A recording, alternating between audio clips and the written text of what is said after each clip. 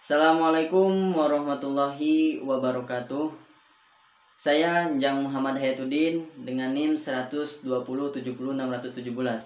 akan membawakan sebuah materi tentang 5 penyakit pada tanaman kedelai.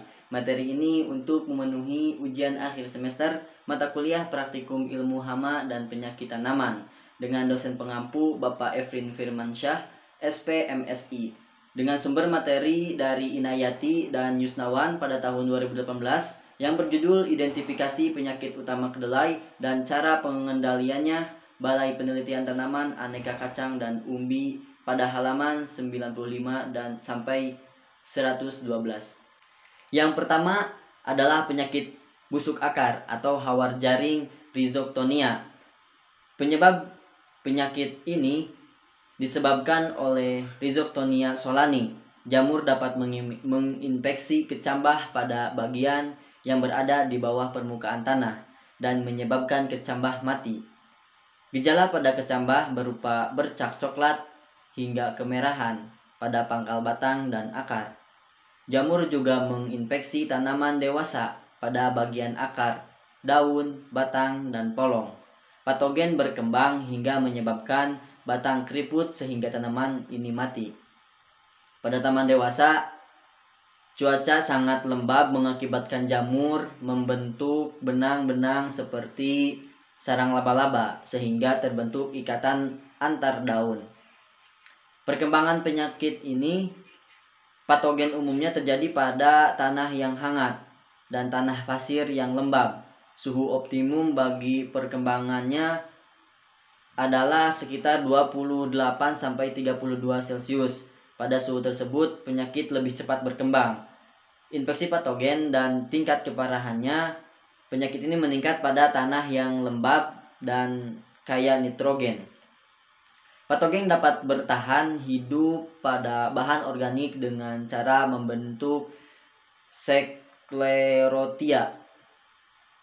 Lalu untuk pengembangannya sendiri, yang pertama kultur teknis dengan membuat geludugan dan mengatur drainase, menghindari penanaman kedelai saat curah hujan tinggi, terus rotasi dengan tanaman bukan inang, mengurangi sumber inokulum di dalam tanah dengan menjaga kebersihan lahan, dan pengendalian kimiawi dengan perlakuan benih menggunakan fungisidia berbahan aktif karboksin.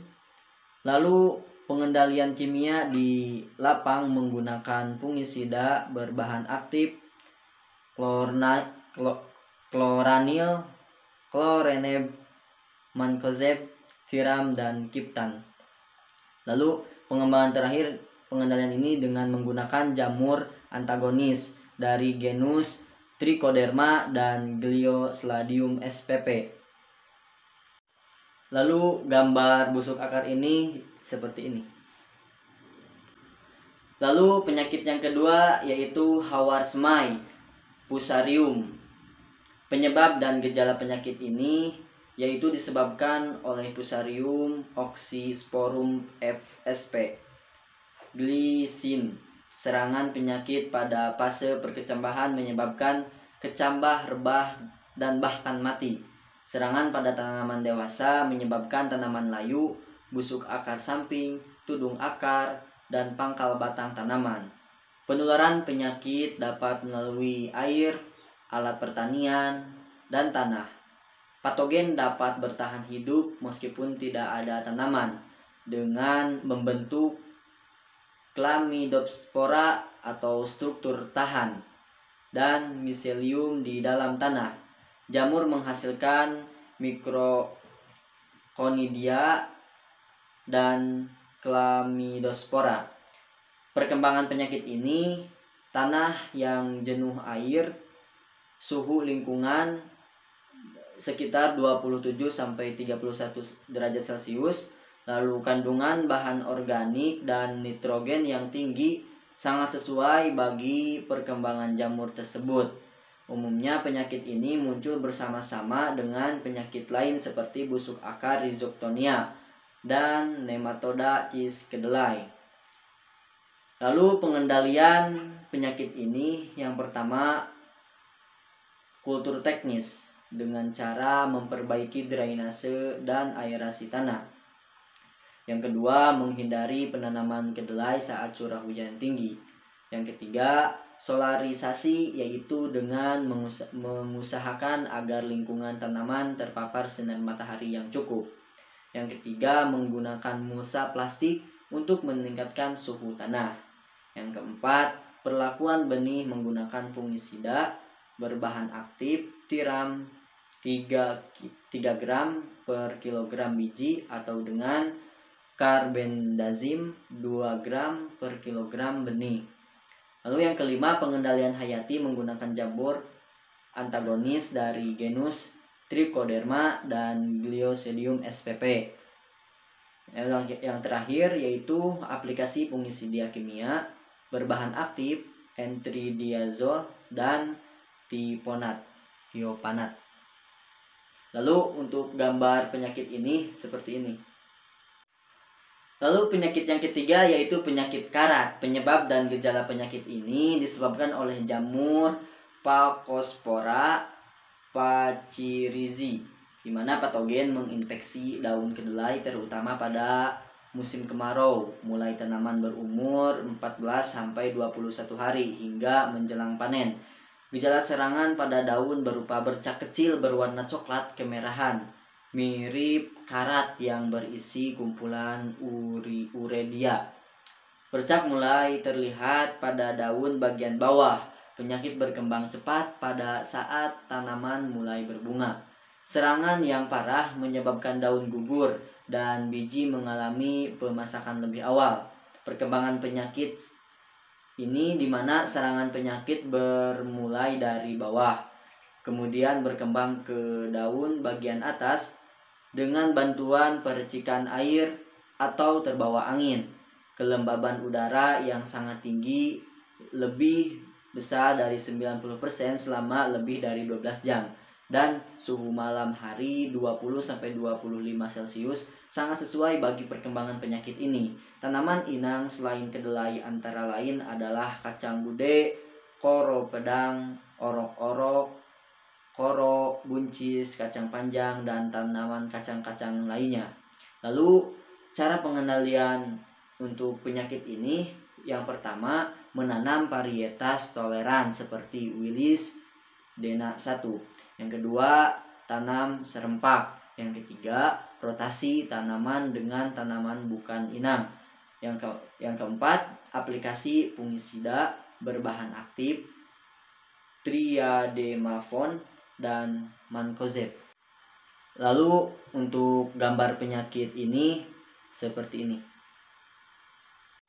Lalu yang keempat, penyakitnya yaitu embun tepung atau powdery mildew, di mana penyebab dan gejala penyakit ini yaitu penyakit embun tepung disebabkan oleh jamur Microsphaera diffusa, di mana gejala khas terlihat pada permukaan daun, yaitu adanya tepung putih yang menyebar merata. Warna putih pada permukaan daun bagian atas maupun bawah merupakan kumpulan miselium dan spora jamur. Serangan yang parah menyebabkan seluruh permukaan daun tertutup oleh tepung putih, kemudian menjalar ke batang, tangkai daun, polong, daun berwarna kuning, dan kemudian gugur.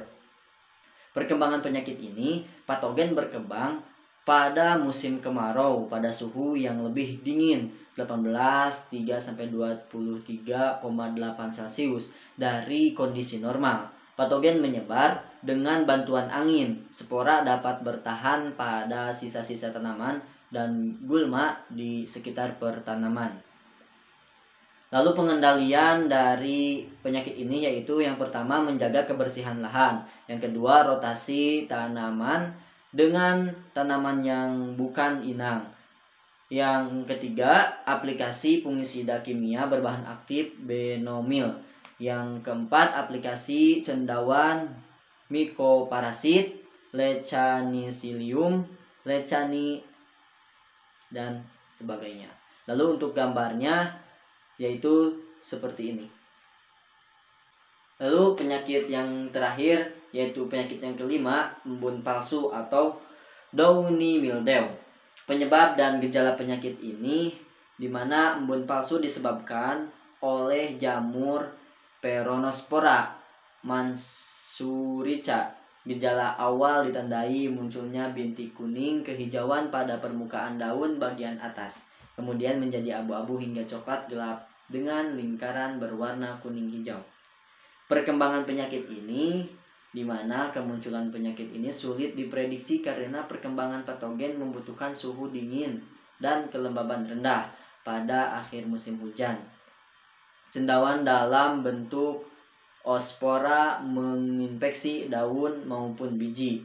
Oospora yang menginfeksi biji merupakan sumber inokulum yang potensial bagi perkembangan patogen di lapangan. Patogen ini mempunyai inang terutama dari genus Glycine seperti Gispida G. soja. Pengendalian dari penyakit ini, yang pertama membersihkan lahan dari sisa-sisa tanaman sebelumnya. Yang kedua, pengaturan waktu tanam. Kedelai yang ditanam pada akhir musim tanam lebih rentan terhadap infeksi patogen. Yang ketiga, perlakuan benih menggunakan fungisida berbahan aktif tiram atau kaptan. Yang keempat atau yang terakhir yaitu aplikasi fungisida yang mengandung bahan aktif metalaksil. Lalu untuk gambar dari penyakit ini yaitu seperti ini. Mungkin sekian pemaparan materi 5 penyakit yang menyerang pada tanaman kacang kedelai. Mohon maaf apabila banyak kekurangan. Assalamualaikum warahmatullahi wabarakatuh.